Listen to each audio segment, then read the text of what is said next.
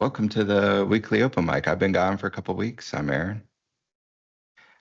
We do this call for you folks. MSPs asked what we've been working on, what's new in the platform, what bugs we fixed, and you folks wanted to do a little R&D work or rob and duplicate of automation ideas that your MSP peers are working on. With that, a couple reminders. Flow is coming up. Can someone post a Flow sign-up link? We're super excited about Flow. We have a ton of folks with some very good speaking content to talk about automation. Flow is our industry neutral automation conference for any MSP vendor product that does automation or wants to be a part of the automation ecosystem for MSPs. And hopefully most of the content that you folks will be hearing will be MSP driven at Flow, talking about cool stuff that they've automated. Please sign up now versus the last week or two. If you sign up now versus the last week or two, it allows us to prepare better for the amount of turnout that we're going to get at the conference. Also, other reminders, normalize Discord. We use Discord here, very similar to how we used to use shortwave radio or Morse code to communicate. Then we moved to rotary phones, and then we moved to dial phones, and then maybe we did some writing on fax machines and faxing them, or email, then AIM and IRC and ICQ.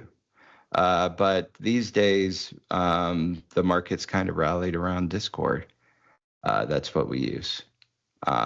If you're communicating with us, please tag us or respond in a thread so we can be alerted that you responded to us, because we're monitoring many hundreds of different channels at once. Speaking of Discord, ask questions. One of the biggest indicators, like if I talk to an MSP that's not doing anything in automation today, regardless of whether or not they use Roost, and they consider themselves the biggest experts ever in automation, those are the folks that are likely to fail because they don't ask questions. I can, let me see, how many MSPs have succeeded without asking a question? 0, 4, 10, 800, 0 MSPs have ever succeeded with automation without asking a question. So ask them. Go in your private channel, go in the public channel. There's no question that's too stupid. Ask on this call. While some of the stuff may seem super technical, potentially over your head, at some point, the same people on this call that are saying those things were probably in a very similar position as you. So don't think your question's dumb. If you don't want to blurt it out or interrupt us, throw it in the chat. We're monitoring the chat, and we may break in and answer your question in real time. There is no question too stupid from Jesse. Thank you. And with that, thank you, everybody. I'm going to throw it over to Ash. Thank you, Aaron. All right. We are going to jump right over to our dev update. Frank Price. Frank, you are going to be gracing us with this today, aren't you? I am. Thanks, Ash. And, Aaron teed up a couple of things. First of all, it's great to officially meet everybody. I've been on the majority of the open mic since I joined a couple of months back, lurking, and I'm standing in for Daniel today, who's still on the other side of the world down in Australia meeting with a bunch of our partners.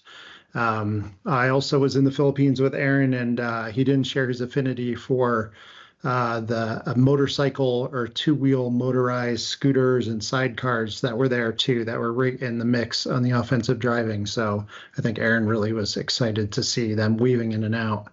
And I was actually hoping to see you, Aaron, on one of those bikes in the Philippines one day, maybe our next visit. I'm the Chief Product Officer here at Roost. I've been in the MSP world for about 10 years, cybersecurity for about 15, and excited to bring you some updates from Roost. But just because I'm meeting you, I figured I'd give you a little background.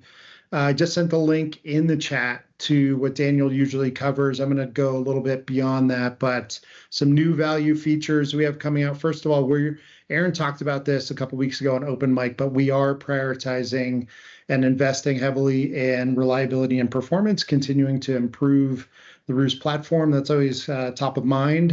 So with that, we have some optimized crate unpacking work that we've done. So you should see some increased speeds around unpacking crates, particularly in Europe and Australia regions where we're going slower than we would like.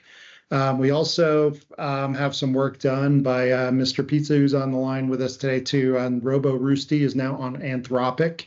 So that should be faster, more reliable responses. So check that out for sure. And then in the notes, you can actually generate a note without having to open the note in the sidebar. That's a nice little perk as well in there. We also squashed several dozen bugs. If you check out that link, you'll see all the bugs listed in the last release. And then we deployed this morning too. So we have a whole set of other fixes that have gone out. Most of those are UI fixes, some additional performance-oriented improvements, addressing some lag issues, several support access bug fixes as well. And as Aaron just mentioned, the app builder hotfix just went out. So do test that, check on us and see if there's any feedback for us if we have to do any more work there. And then lastly, coming soon, generic GraphQL request action to Roost integration. You'll see that listed there. We have the support access logs coming, and we also have a swipe integration that's right around the corner. So for those of you using Swipe for payment processing and other business processes, there's a number of use cases that will be lit up in that integration, and we look forward to telling you more about that at a future Open Mic. And then lastly, we have a new dashboard widget coming soon.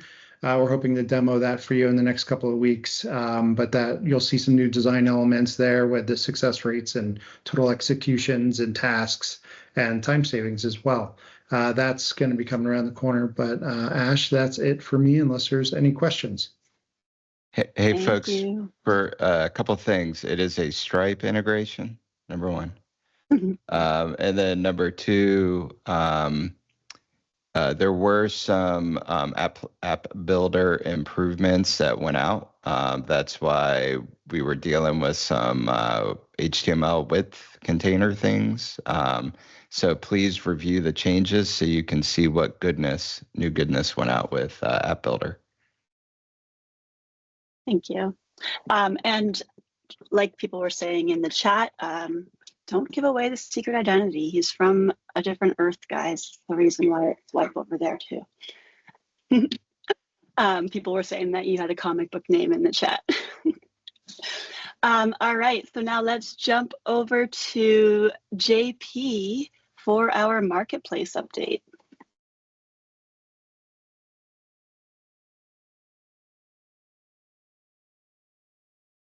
Sorry, there you are. there you go. All right, sorry about that. Just having some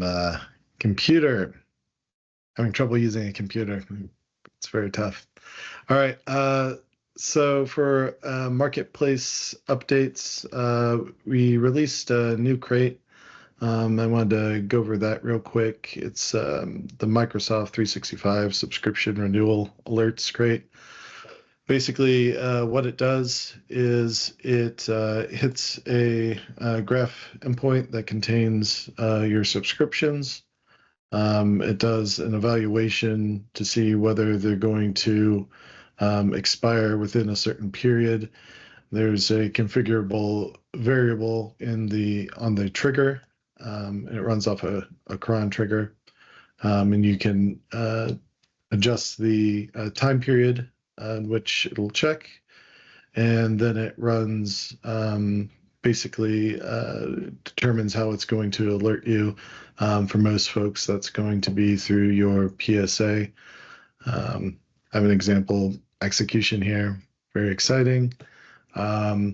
And here's just an example of the kind of content that it would generate.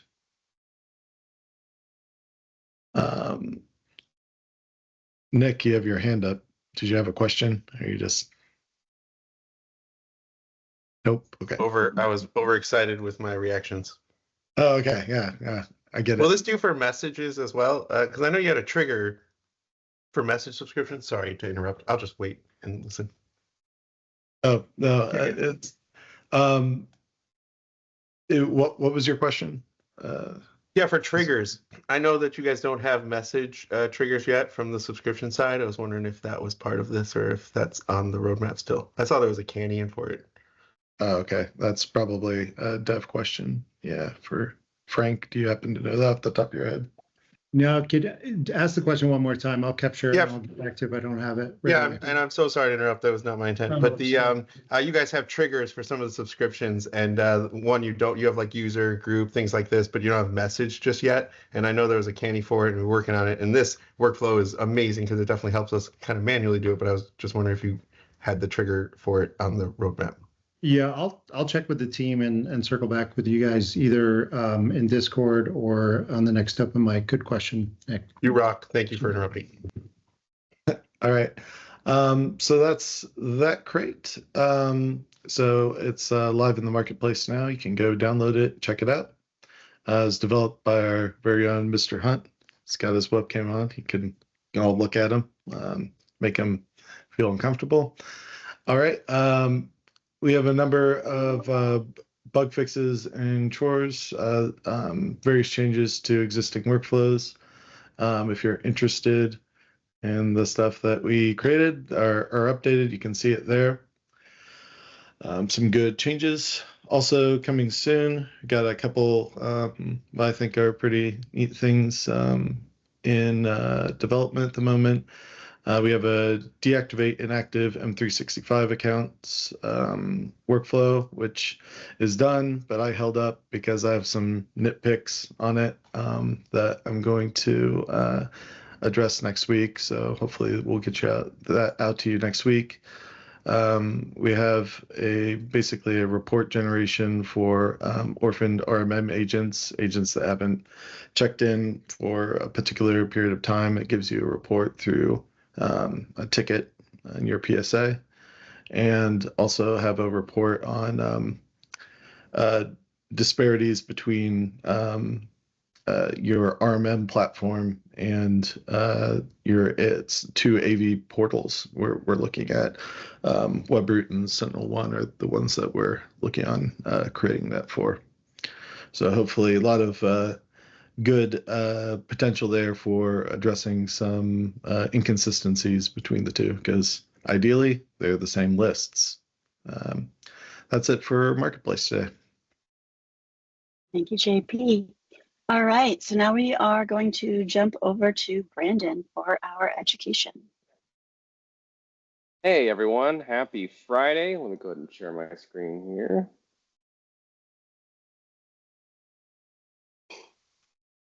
All right, everybody see my screen? Good to go. Yep. Awesome.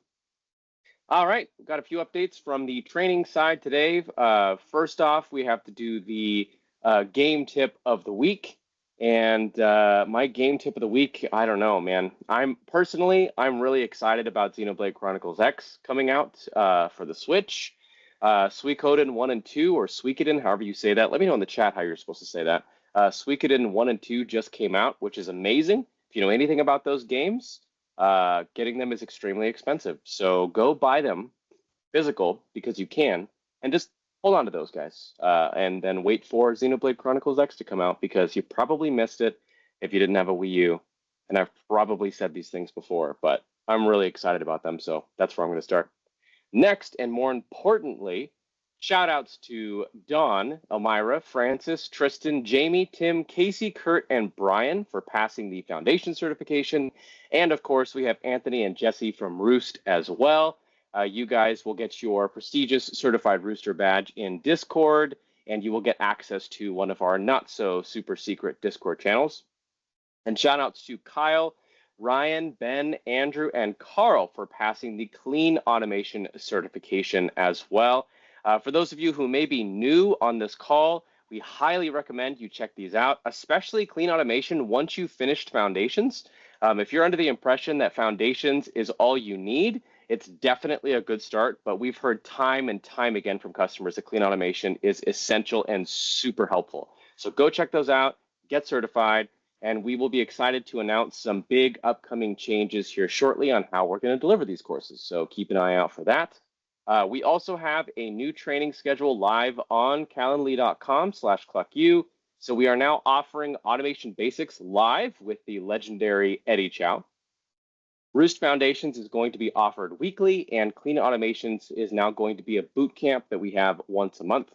We have self-serve for all of these as well. So for those of you who are here, if you prefer self-serve, we have that option. And for those of you who may be listening to the recorded call later, we have those options for you as well. Otherwise, just a shout out to the CluckU channel in Discord. There's a lot of activity there. We have our CluckU team, we have some of our support there as well, and we have some of our veterans just hanging out, ready and willing to help if anybody has any questions. So feel free to jump in there if you have any questions for us.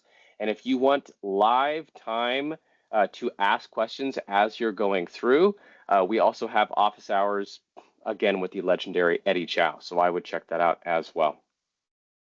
We do have a detailed breakdown here on the changes that we have to the schedule, but I'll skim over that for the sake of time and come down here to our new and updated pages. So we are, again, hard at work on documentation changes. We want to make sure that we are updating and adding everything you guys need to be as successful as possible. So for some of the changes, we've made several revisions to the Halo PSA integration, PAX8 integration, Ninja One integration, and user offboarding V2 crate documentation. These are, in some cases, very major revisions. We've made a lot of steps towards making sure this is good content for you all, so go ahead and check those out if you're interested.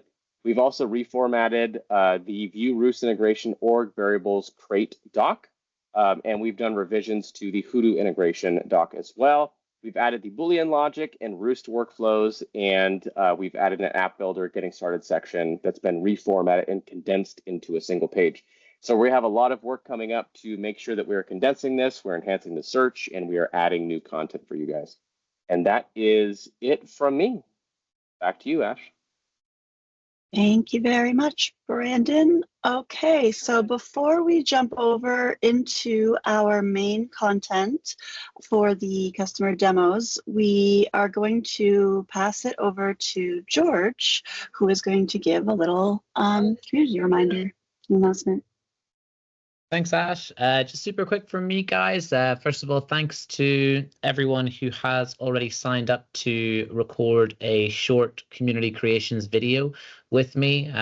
Rod, I see you just because you got your camera on. Rod signed up last week, and special shout out to Trey, who spent some time with me this afternoon, just showing a super sweet sub workflow that he uses as a main component across larger workflows. As a reminder for anyone who's hearing this for the first time, we're just putting together some little super short snippets of sort of Roost 101 pieces to help new starters kickstart their automation journey. So on this call, we see some pretty cool advanced stuff, which is great. But if you have 15 minutes next week or later in the month, please grab some time with me, and would love to work on getting a little short video about some Roost 101 stuff. Feel free to DM me on Discord or hit me up at my email, george.smith@roost.io. That is the correct one. And that's it for me. Thanks, Ash. Thank you, George. Okay, so now we are going to jump over. Austin, are you on the call? Yes, we'll I get am. you to go first here. All right, let me share my screen. So basically what I did is I took the existing map ConnectWise Manage agreement to like mapping the Office 365 users to a manage agreement. And I kind of extended that into like replace an application we have. Hold on, that's the wrong screen. Whoops.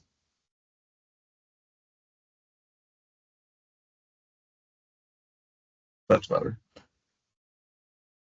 So we use an application called Sync 365 that was previously used to, sync those users from our Office 365 down to our Manage.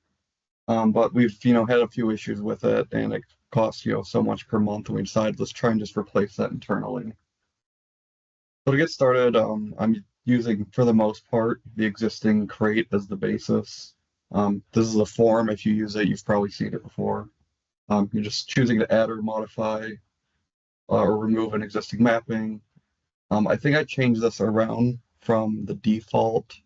I think the default chooses manage customer, and I switched it so it's Roost customer, and then on the back end it chooses manage. But you just choose customer, the agreement edition. We always map license, so then we just map that license subscription to an agreement edition, and it basically just pulls down that number along with all the names. This is the workflow again. It's pretty much the same. Like I said, the only real change I've made is I think this part right over here, where instead of getting the manage customer ID, it does it backwards and does the Roost ID. So I'm not going to cover this since it's pretty much already the standard crate. I don't want to spend too much time on that. To get more into the custom stuff I've built. So I built an app builder page that's for our billing team. It has just accordions that pop out forms. So this is the form I just showed right here. And then I have an additional one that will set licenses we want to exclude, because the end goal is to basically have all of our licenses either show that they're mapped, they're unmapped, or we have intentionally excluded them. So our billing team fills this out. It's built to be completely self-sufficient, so they don't have to reach out to me. And they're kind of working through our customers right now. We're not finished with it, but we're getting there. So the next thing is I have built a licensing dashboard in App Builder as well. I'll just skip over here. So this is what it looks like. It's just a super basic page at the moment. But it basically just shows all of our customers, the license, consumed total, and then again, whether they're mapped, unmapped, or they've been excluded. The workflow behind that basically just gets all of our Roost organizations, and then here under the sub workflow, just checks the verified GDAP is set up. We have some rare cases where it's not. And then from here, it's pretty much the existing Roost workflow to like map the unfriendly 365 name to the friendly one. I actually need to rework this because if you look at it, this is pretty inefficient because it's going and downloading a CSV and doing the lookup for every customer, because I was not thinking when I originally built it, so I need to fix that at some point. But it basically just gets all of their subscriptions. This part gets that license lookup table that's on Microsoft's website. It does a comparison CSV to JSON to get the friendly name. There's a few manual licenses that don't show up properly. I found one recently, for example, where I think there's like an E1 without Teams that wasn't showing up, so I had to manually add that one. And then I just maps them to the friendly name. And if we look at the results, it ultimately comes out to, give me a second to pull it up.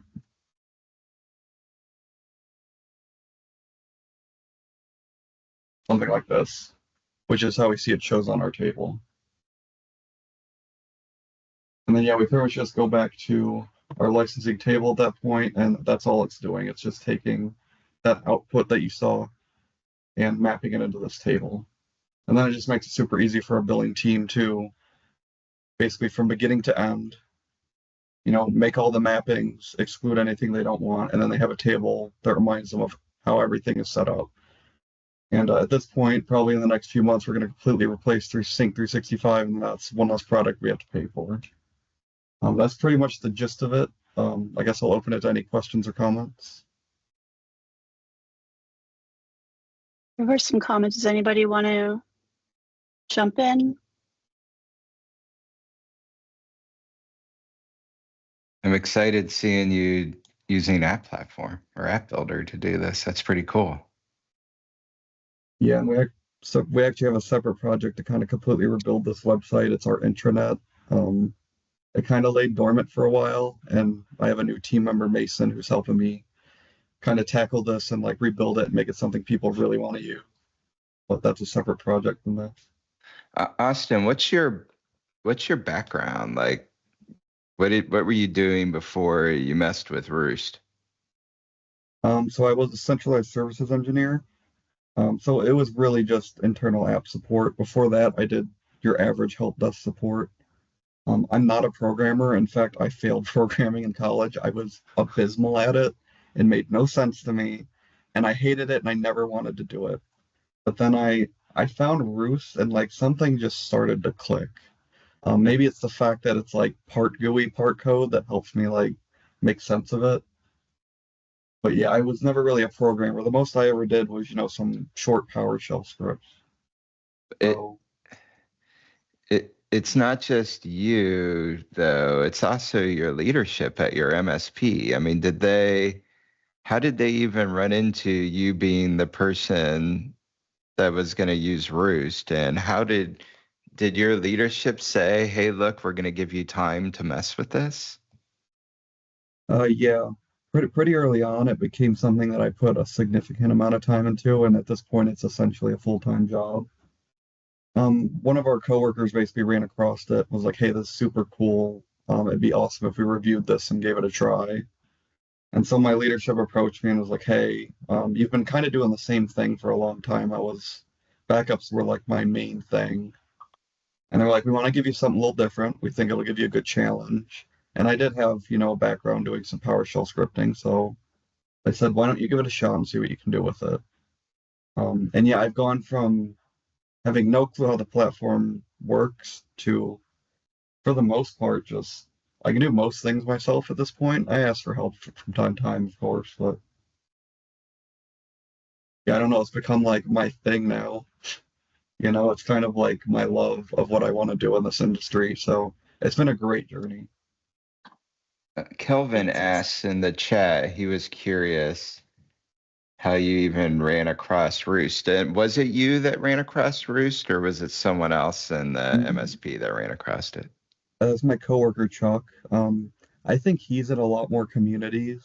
I think he has like a pretty broad net he likes to throw. And he probably found it through one of the ones that he's in. I don't know off the top of my head, I'm afraid. I'd have to ask him. That's fine. But I would imagine it's an MSP community, though. Awesome. That's great. So did you have, you mentioned you weren't a programmer at all, but did you have like experience playing with APIs, kind of like on an instance specific or an integration thing, or was it all brand new to you? Completely brand new. I had zero experience. That's awesome. You must have asked questions in your Discord channel. Oh boy, did I, Aaron. Oh boy, did I. All right. Thank you so much, Austin. And thank you, Aaron, for asking questions. Does anybody else have any questions before we move on? Okay, so let us jump over to Linda. Linda has been, what is it now? Like just a bit over a year we had you at our office doing some of the training, right?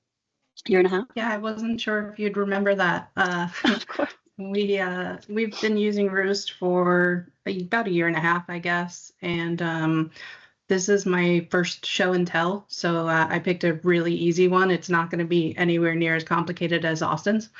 And we are in Tampa, yeah, so I was able to pop over to the Roost office and say hi to people and put faces to names. So our situation that I was looking to solve for is we're SOC 2 certified. And as a part of that, we need to have MFA enabled for all of our clients, and we need to, or all of our accounts into all of our apps. And we need to be able to prove it as well. So one thing that is very interesting to me is, your licenses, your streamline, your subcontractors, like none of these columns shows you the status of MFA for your user accounts in ConnectWise.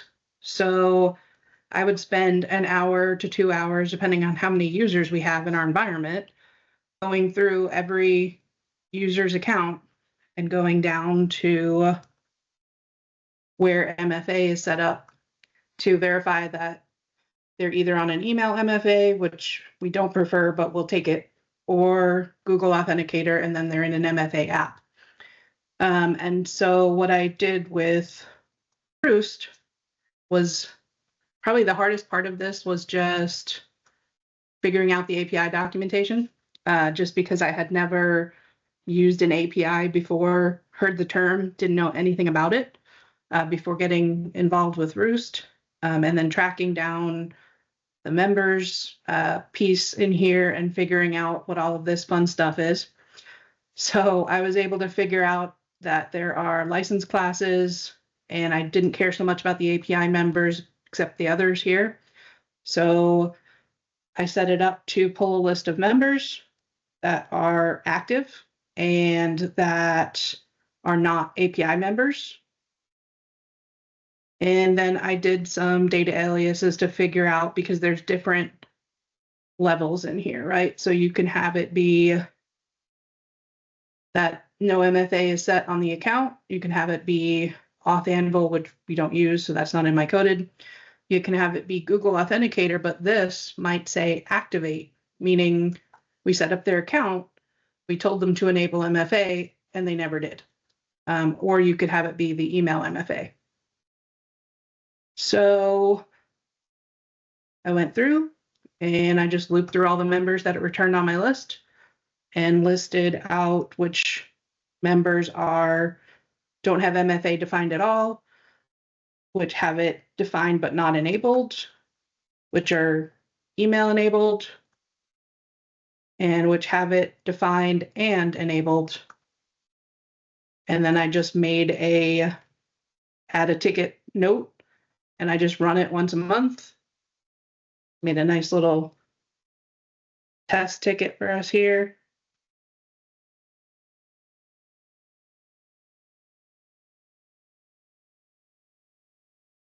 Takes a minute, which is much better than an hour and change to do this. And then I just go to my ticket, refresh it,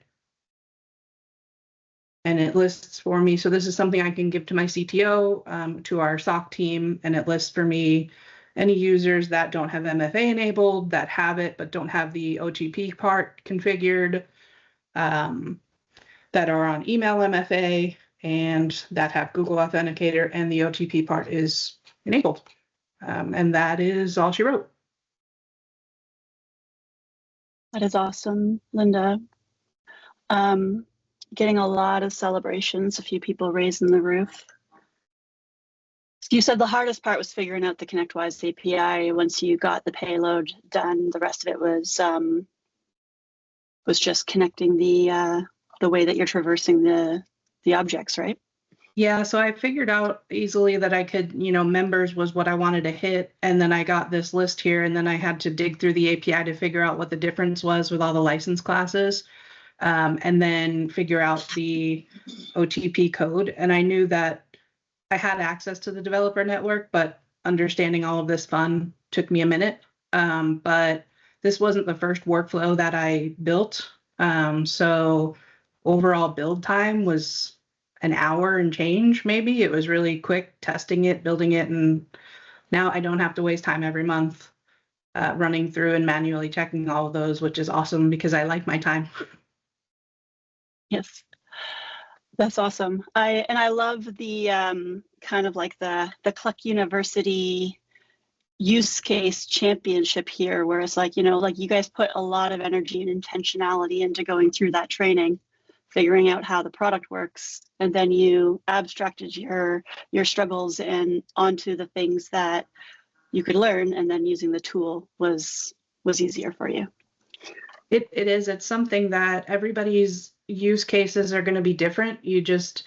Anybody that's new and isn't sure what to automate next, just look at what you and your team, if you can get them to talk to you, do on a daily basis and what takes time. And there's an API with that integration, you should be pretty close to golden. So thank you so much, Linda. Does anybody have any questions? If Not, we will move on. We have our last demo here now with Joe. So Joe, you've got the floor, and then any questions or any Q&A we want to have afterwards, we'll use the remaining time for that. All right, so we had a client that wanted to get rid of some expenses of using a third-party app that is built into ConnectWise. So we used Roost to do this, to get rid of this product that I won't name. But I built this pod for Microsoft Bookings. If you've ever used Bookings before, it's super easy, super simple, does a good job of capturing everyone's calendars and allowing someone to choose an appointment that is available for everyone. So we have this pod here that lets you select an attendee, and you can select multiple if you want. And you select meeting duration, click the button, you get a nice little animation. Thanks to Jim Barry, he did a lot of retooling of the template that we were using to display this. I was using originally the Claude written template.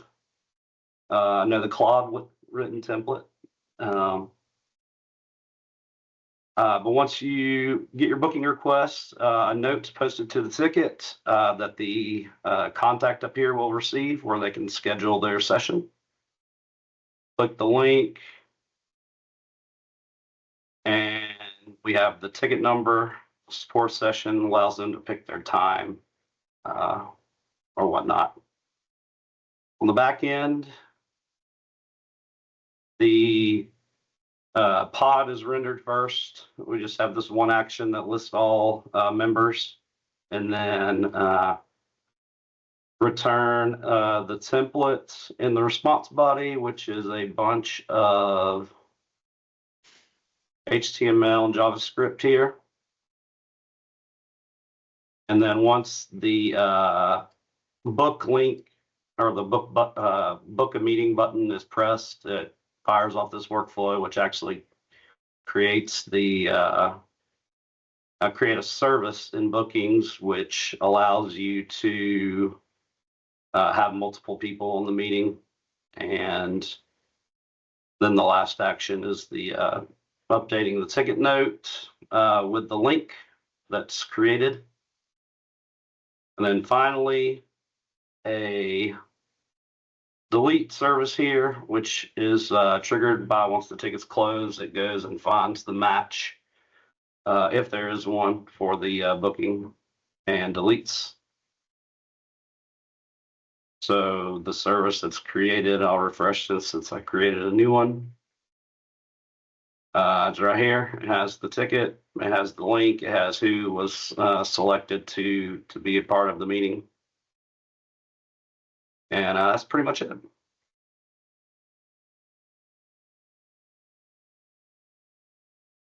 So, Joe, a lot folks are expressing a lot of interest on your work. How can people reach you if they'd like to see if you'd help them with it?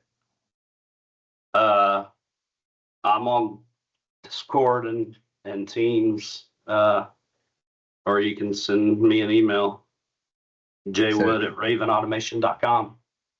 And Jared also posted a Raven email in the chat. Yeah, there you go. Yeah, you can reach out to us via ravenautomation.com and schedule a link with one of our sales execs. That could be myself or Tom, and we will certainly go through and help walk you through this. Awesome. Thank you, Jared.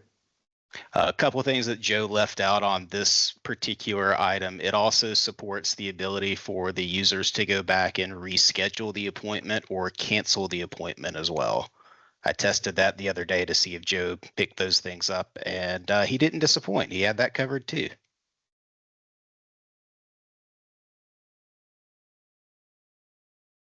Awesome. Are there any questions for Joe or Jared or any of the other presenters?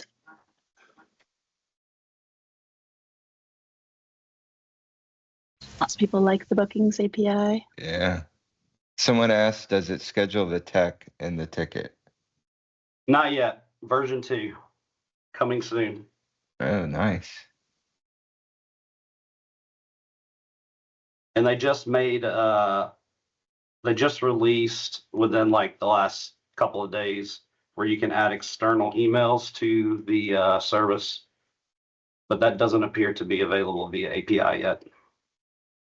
Use something like this for creating events too, because I don't think you can do that programmatically on a schedule either.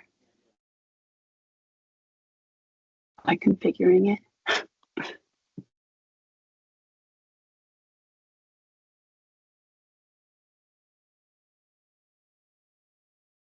Any other questions?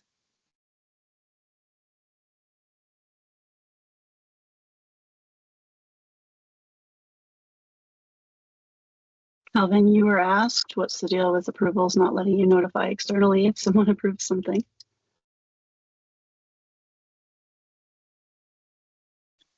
If you're talking, you're muted. I wasn't talking. I was like, I was also wondering what the deal is with that, because it's one of those things where Microsoft, in their infinite wisdom, has decided to be, I'm not going to curse, stupid. There we go, without cursing. Made it through a sentence.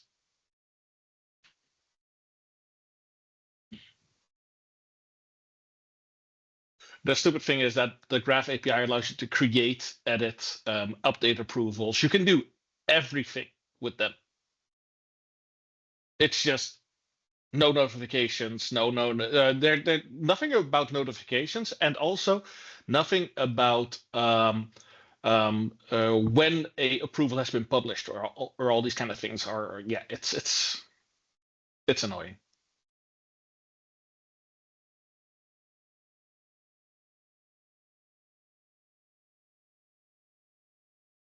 All right, well, we've got 15 minutes left. Anybody want to bring something up, ask a question? Jared's got his hand up. Just because I didn't hear this earlier, and I also was a couple minutes late, so I apologize if I'm repeating this. But a quick reminder to everyone that early bird registration for Flow ends on March 31st, and the pricing goes up $100 a person effective April 1st. So if you're planning to go, early bird pricing, get in there. George, how quickly can you post your link again? Oh, Brian beat you. Brett, you have your hand up. Yeah, something I worked on to work with the templates for App Platform recently. I think it might have been Alden said something about try out Cursor for a code user, code editor, and that was great. It works wonderful. It's amazing. It works directly with the LLMs. It's awesome. But one thing I found myself over and over again, copy and pasting code that it would do. It would make edits and I have to copy and paste it over to Roost and then try it out. So something I made with Cursor's help was an extension that sends the code directly back over to Roost. I have it so the template UUID is the first line of the code. And then I have a workflow on Roost that takes that first line, knows what UUID to update, updates the template for me, one less step. Are you going to show us that? Or are you just can. telling us? Okay. Yeah. Let's see it. So yeah, if I'm just looking at random stuff that I'm working on currently, if I have it working on code over here, I can just right click, send to Roost. That then fires off the workflow on the other side. Must go find Cursor.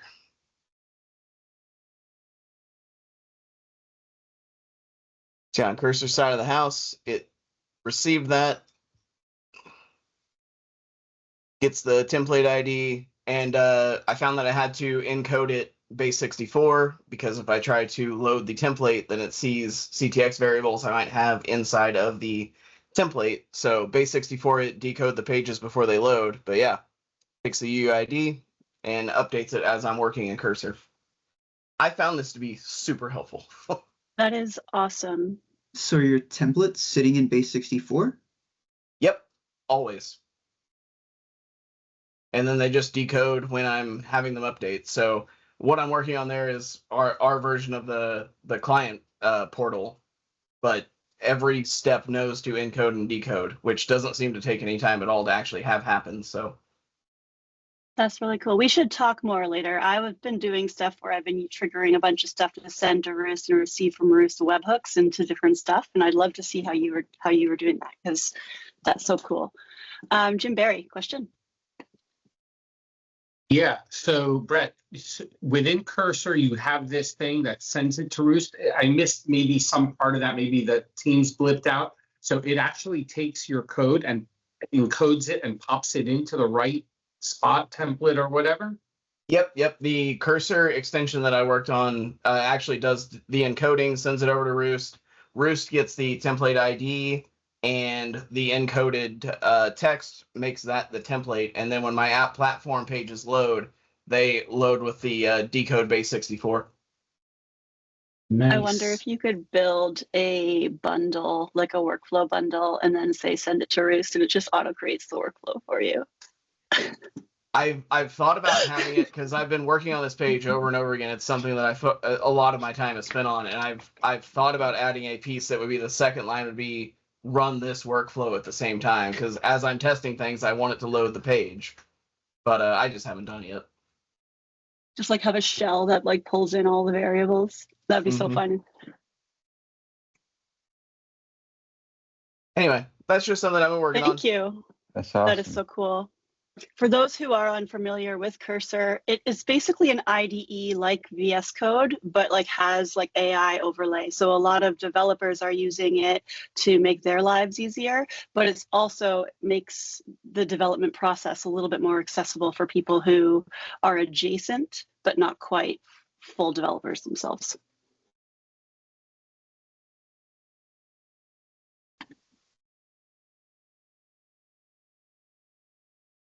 Read. Sort of, yeah.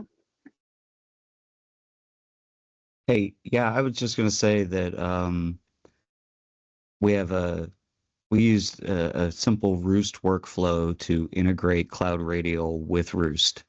So just thought that was kind of the basic gist is that you can take any Roost form, recreate that as a module in Cloud Radial with the same field names and things, and then just use the webhook call from Cloud Radial sends all the form information to the Roost workflow that then generates the link to the correct Roost form with the query string that will pre-populate the form. So that way our engineers just get it in the ticket, the link's already set, and the users are able to generate that from the Cloud Radial front end. So it's Roost integrating products into Roost.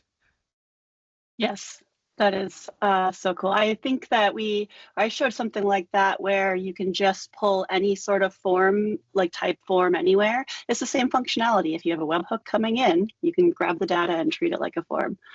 Did I see Jared hand? Yeah, I'll show one more thing that we've actively got under development here that we're working on for all of our active clients right now. And it is basically something that shows off some workflow statistics. So what this does is for every one of the clients that we have, we offer a monitoring and maintenance service. And we've always monitored workflow failures because that's a pretty obvious thing that you want to watch. But about 3 weeks ago, we also started tracking successful workflow executions with the idea that we could go back and report for our clients all of their workflow time savings. We could show them which workflows run most often in their environments. We could show them success rates for those workflows. We could show them time savings on a week to date, month to date, and a year to date basis. So this is just kind of an example using App Platform that shows what those time savings look like so that we can always go back and show the ROI that they're getting, not just from the Raven team, but what they're getting out of the entire Roost platform. We can also help them find workflows that maybe we've created ourselves, or maybe they're workflows that have been created by themselves, you know, and we can go through and work to help them identify things that are problems, continue to address those issues, and just continue to show them extra value that they could be getting out of the platform.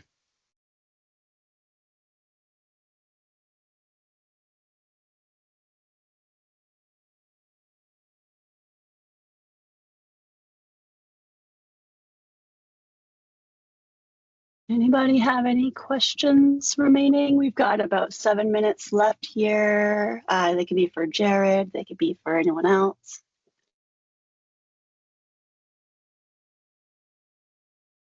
Not a question, but just, I've been inspired by what Brett has shown. And now I'm thinking to myself, it's like we constantly hear about people wanting to integrate into GitHub, but GitHub has those actions, which are really nice. And it's just, you can have things triggered by commits. And now I'm just thinking the opposite way around. Instead of a cursor movement, we could just have a GitHub workflow.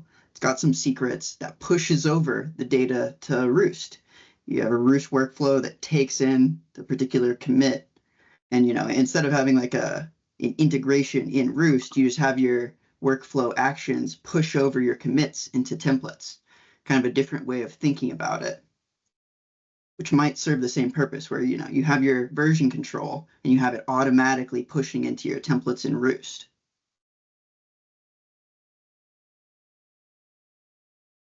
Anyway, I'm inspired. I love it.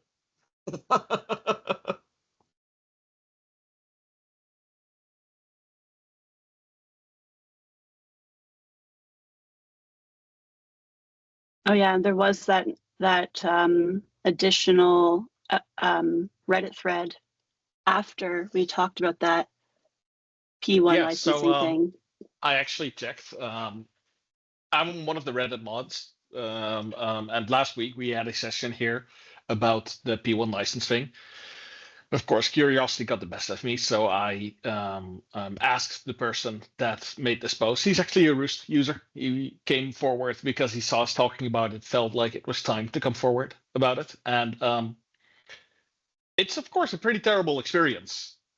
It's getting your clients getting a letter talking about like, hey, you broke Microsoft license terms and you need to go buy more licenses. I just wanted to say thank you for coming forward and like teaching the community about what happens when these kind of things occur, and actually allowing everyone to ask questions about it is really cool. So yeah, the P1 thing, it's very actively ongoing. Remember to use the workflow that John created last week if you're worried about it. And please make sure you license well, because Microsoft is coming after your clients directly.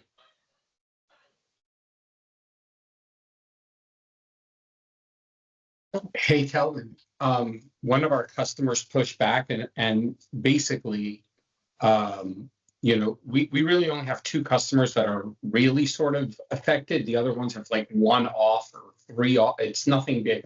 Exactly. We have 2 customers that are very affected. And the main thing that I was able to tell them is, look, the majority of your users are business premium, and you have all these business basic or whatever that have never been covered. You don't have a choice. You're going to get your tenant shut down if you don't comply. He's like, he apparently did some research or whatever. He says this is because of our tools that use the Graph API on his behalf. And I'm like, listen, even if that's the case, we're protecting your tenant. Do you want us to not protect your tenant? Go packing. Yeah. And it was not the best conversation, but it was real. You don't want us to use our tools, then we won't use our tools and go. Exactly. It's and that's George asked last week, like, how do you handle these conversations with your clients? That is the only way to handle them. There is no other way. They have to be licensed correctly. Someone in chat just asked, I think Brian just asked, does Microsoft care about 125% usage?